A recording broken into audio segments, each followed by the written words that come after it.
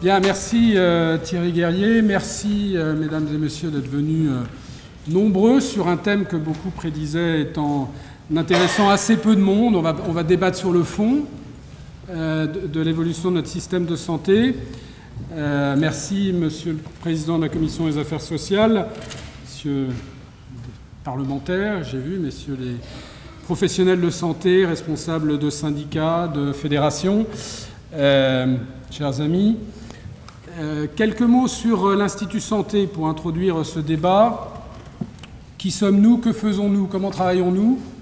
On est un organisme de recherche créé en début d'année 2018 qui a pour vocation de rendre possible cette refondation de notre système de santé, de créer les conditions possibles de cette refondation. Je crois que c'est Saint-Exupéry qui parlait, en ce qui concerne l'avenir, il ne s'agit pas de le prédire, il s'agit de le rendre possible. C'est ce qu'on va très modestement essayer de faire, avec de participer à cet avenir avec cet Institut Santé. Alors, cet Institut Santé c'est une association, loi 1901.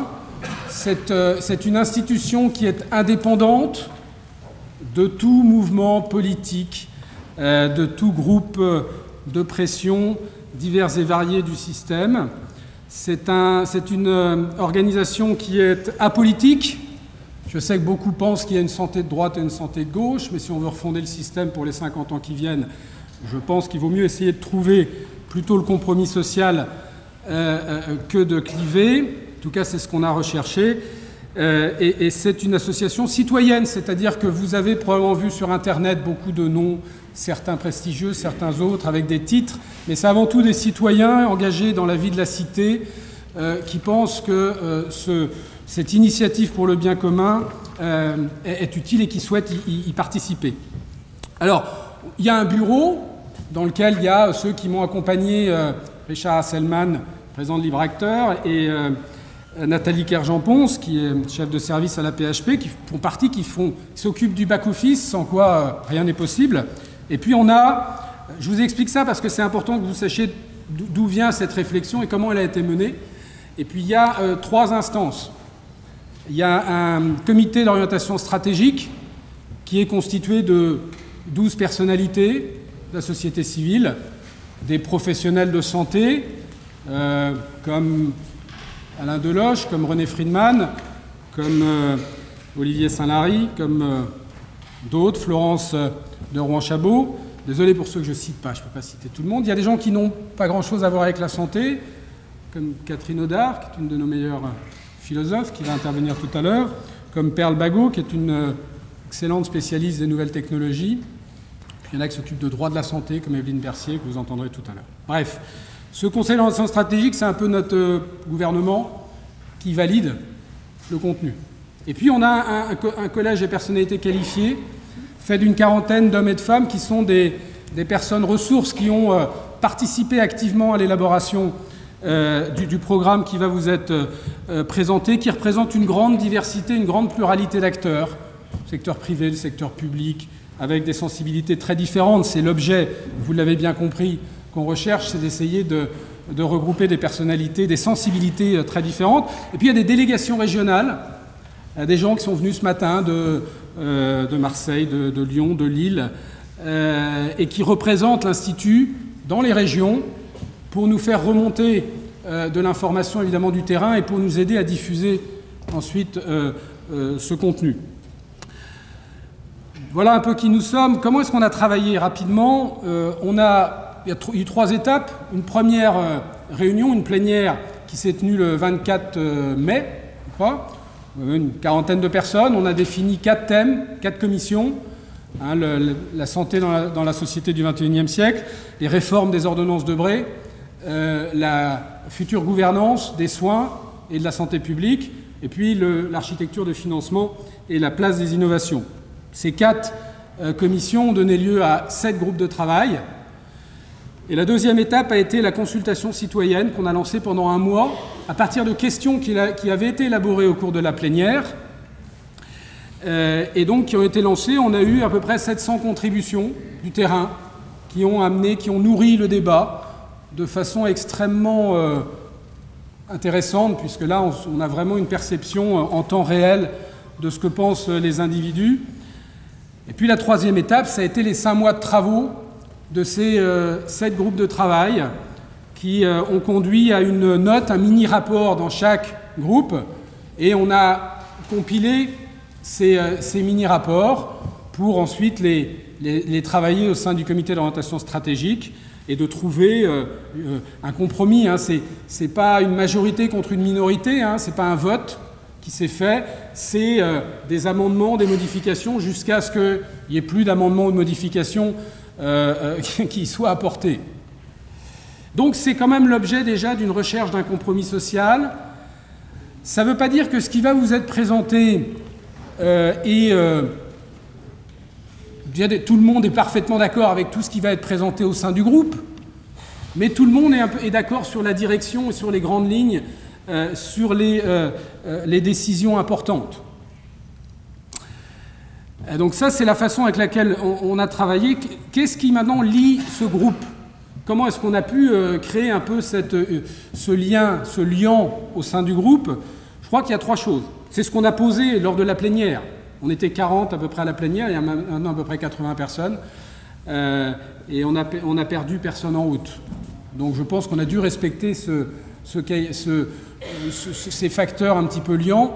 Le premier, c'est d'abord le refus de la fatalité.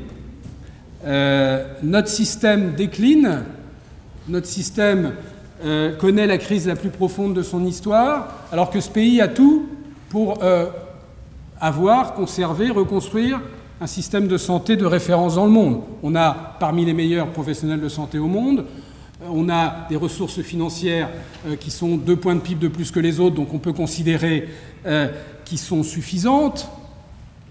On est dans une ère des nouvelles technologies qu'on n'a jamais connues, des innovations qu'on n'a jamais connues. Un pays d'ingénieurs comme la France devrait être capable de tirer un peu les bénéfices de cette révolution technologique. Et pourtant, on connaît une crise existentielle de l'hôpital, on a une paupérisation de la médecine de ville qui se désertifie, on a un secteur médico-social qui n'est pas à la hauteur des enjeux du vieillissement de la population dont on connaît parfaitement tous les tenants depuis 20 ans. On a une industrie pharmaceutique qui est de moins en moins compétitive, on arrive même à avoir une pénurie de médicaments. Quel gâchis!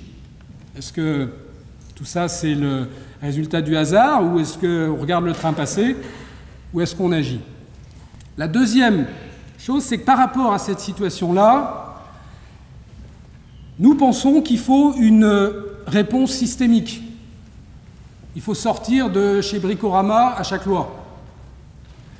Il faut, pour ça, poser un peu les crayons, d'abord accepter que peut-être que le chemin parcouru depuis 20 ans n'est pas le bon. Il y a parmi les explications, on a 2 explications à la crise. Il y a un choc de l'environnement, la triple transition qu'on connaît, qui est d'une brutalité sans précédent dans l'histoire. Et puis, il y a les décisions qui ont été prises depuis 20 ans. Alors, loin de moi l'idée de dire que tout a été mauvais, évidemment que non, et vous verrez d'ailleurs qu'on part beaucoup de l'existant, mais on n'en fait pas vraiment la même chose que ce qu'on a décidé d'en faire dans les différentes lois. Donc il y a cette réflexion systémique qui en décevra certains, parce que je suis désolé, on ne va pas parler de toutes les professions, de la réforme des professions, mais on pense qu'on va desserrer les verrous qui permettront aux professions de se réformer. C'est l'idée. Le dernier point, c'est la ligne idéologique, pas beaucoup ce mot, mais la ligne de pensée qui est prise. Là, il y a un choix qui a été fait. Le choix, c'est ce qu'on a appelé faire vivre l'idéal républicain au cœur de la refondation du système de santé. Notre système de santé est le seul système républicain au monde. C'est le seul système qui se préoccupe de la liberté des individus. Les pays les plus libéraux ne sont absolument pas préoccupés de la liberté des patients, États-Unis, Angleterre. C'est le seul pays qui fait de l'égalité d'accès à des produits de même qualité, à des prestations de même qualité, un principe cartésien. C'est pas pour rien, on a été la seule nation à développer cet idéal républicain qui était avant réservé à des cités antiques et moyenâgeuses. On a été le premier pays. C'est le triptyque liberté, égalité, fraternité que vous connaissez tous, mais aussi c'est ce que Condorcet appelle la volonté générale qui est construite à partir des délibérations publiques, qui prend des décisions qui peuvent être révisées. Donc c'est cette participation citoyenne à la décision qui est au cœur de l'esprit de l'Institut Santé et qui, selon nous, doit être au cœur d'un système de santé qui va devoir faire des choix difficiles, puisque face à une demande quasi infinie, il y a une offre disponible qui, elle, est finie. Qui décide? Okay. Voilà, donc je vous invite à travers ce voyage de la refondation, il y a quelques zones de turbulence pendant le voyage. Hein. Accrochez-vous, qui peuvent être un petit peu surpris. Toutes les parties prenantes, normalement, arrivent au bout du voyage, mais pas forcément au même siège. Hein, il y en a qu'on fait légèrement déplacer, y compris dans le cockpit d'ailleurs. Bon. Soyez patients.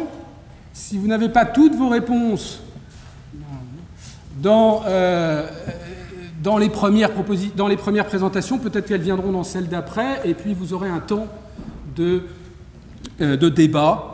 Vous avez bien compris qu'on ne prétend pas apporter la solution, on prétend apporter une solution qui répond à un positionnement, pas à l'embarras du choix. Hein, c'est un système complexe, ce système de santé, qui quand même est régi à un certain nombre de règles. C'est un peu comme un tableau de bord, on ne peut pas faire ce qu'on veut. Voilà, je vous laisse découvrir ce voyage. À tout à l'heure.